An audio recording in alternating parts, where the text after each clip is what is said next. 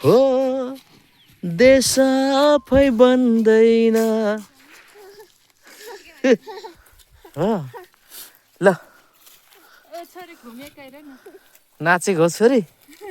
राम राम राम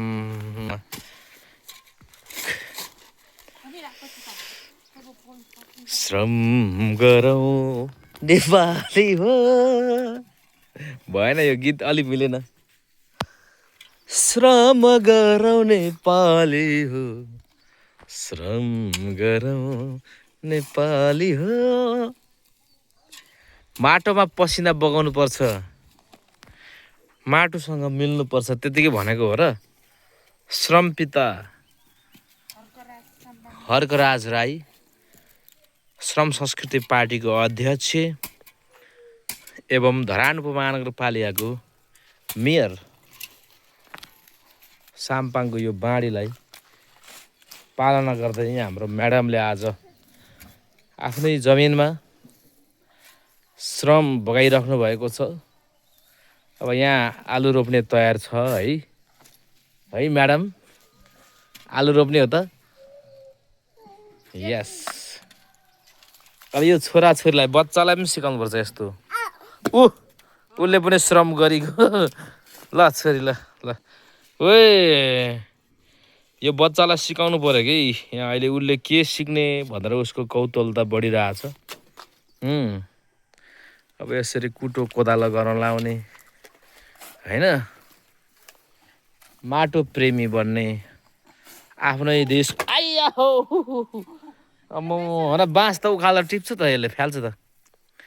आफ्नै देशको माटोलाई चाहिँ नो छोरी नो आए अब श्रम गर्न सिक्दैछ छोरीले है यता फाल्यो यता टिप्यो उता फाल्यो ल श्रम संस्कृति पार्टीको लहर बच्चादेखि युवा वृद्ध सबै नेपाली समाजमा छरिएको छ फैलिएको छ फैलाउन आवश्यक छ राष्ट्रिय अन्तर्राष्ट्रिय स्तरमा श्रम संस्कृतिको संस्कार बस्न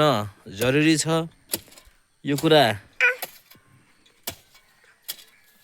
समाजसेवी विद्वानहरूले पनि बुझ्न आवश्यक छ जसले समाजको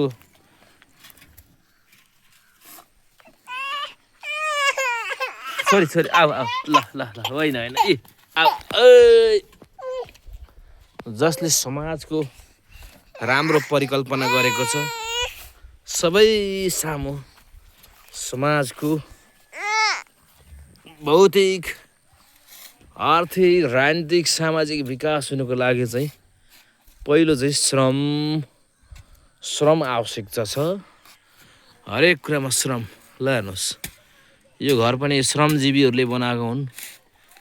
आफ्नो श्रम उपयोग भएकै छ यहाँ यति खनेको हुनुहुन्छ म यहाँ भिडियो बनाइरहेको छु म्याडमले खनेको हुनुहुन्छ बडो मजा भइरहेछ होइन अलिक टक टक टक टक गरेर त डल्लो पनि फुटाउनु है फुटाउनु त डल्लो आहा ल गुड जब यही पाराले हो भने तिमीलाई श्रम संस्कृति पार्टीमा पार्टी सदस्यता दिन्छ फेरि अल्छी गर्नेलाई चाहिँ फेरि श्रम संस्कृति पार्टीमा पार्टी सदस्य पाउन्न जसले श्रम गर्छ आफ्नो पसिनाको मूल्य बुद्ध छ श्रमको महत्त्व बुद्ध छ जसले आफ्नै देशको माटोलाई परिश्रम पसिना बगाएर हैन परिश्रमको मूल्य जोड्दछ ती त्यस्ता व्यक्तिहरूको लागि मात्रै श्रम संस्कृति पार्टीमा पार्टी सदस्य छ भन्ने खालको कुराहरू पनि हो भन्ने हामीलाई लाग्यो हो कि हैन गल्यो हो ल गीत पनि गाउनुहुन्छ है उहाँले म त लाटा दिनभरि ढुङ्गा बोकने तिम्ता बाठा दिनभरि गफ गर्ने पारा मिलेन जेठा पारा मिलेन काइली पारा मिलेन म त लाटो दिनभरि ढुङ्गा बोकने तिम्ता बाठो दिनभरि गफ गर्ने पारा मिलेन काइली पारा मिलेन काइली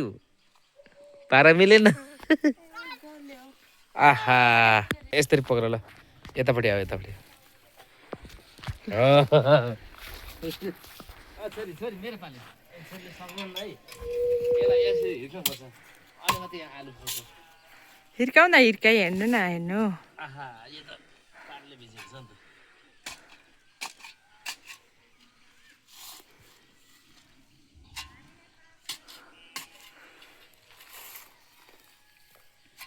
म त लाटो दिनभरि ढुङ्गा बोक्ने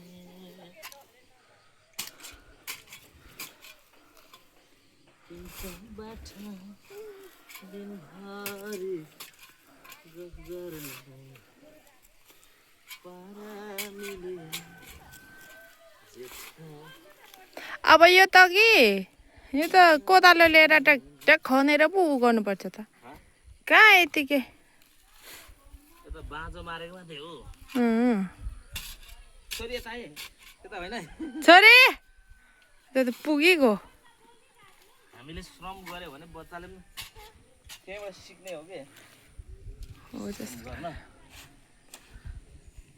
ल है आदरणीय दर्शक महानुभावहरू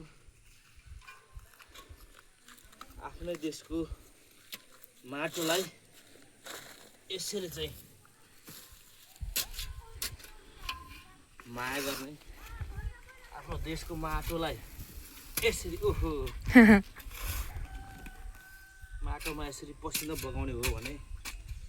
सबै युवाहरूको यही देशमा भविष्य छ आफ्नै परिवारसँग बसी आफ्नो देशको विकास पनि हुने समाजको विकास पनि हुने राष्ट्रको विकास पनि हुने देश विकासमा ठुलो महत्त्व जोडेको छ श्रमले अहिले हाम्रो श्रम शक्तिहरू प्रायः चाहिँ विदेशी भूमिमा युवाहरू आफ्नो शक्ति श्रम खर्च गरिराख्नु भएको छ आफ्नो विवेक खर्च गरिराख्नु भएको छ जसले क्षणिकमा आर्थिक रकमहरू त फाइदा गर्ला त्यसले देशको भविष्य सुन्दर बन्न सक्दैन देशको उर्वर भूमि त्यसले चाहिँ निश्चय पनि देशको उर्वर भूमिलाई जोड्न सक्दैन यसर्थ अहिले हामी आफ्नै देशमा आफ्नै माटोमा श्रम गर्नुपर्छ भन्ने उद्देश्यको साथ यहाँनिर श्रम गरिरहेका छौँ यसको मतलब श्रम नानी लड्छ छोरी आऊ जोडिनुपर्छ भन्ने पनि होइन ओइ राखे है